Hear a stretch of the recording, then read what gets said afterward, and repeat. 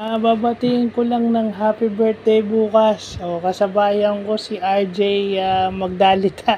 So, Jay, since magka-birthday tayo, ito yung hindi ko makakalimutan. Dahil kung birthday ko bukas, birthday mo din bukas. So, happy birthday. Sana masaya ka sa iyong family life.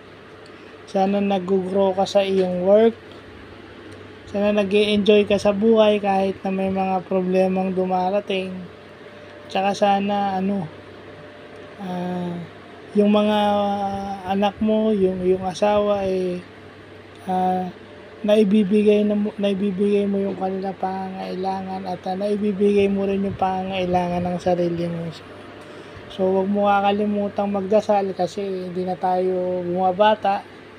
The more na kailangan natin magdasal kasi para maiwas tayo sa sakit at sa kung anumang pwedeng mangyari sa atin na hindi natin inaasahan. So, happy birthday in advance bukas and God bless.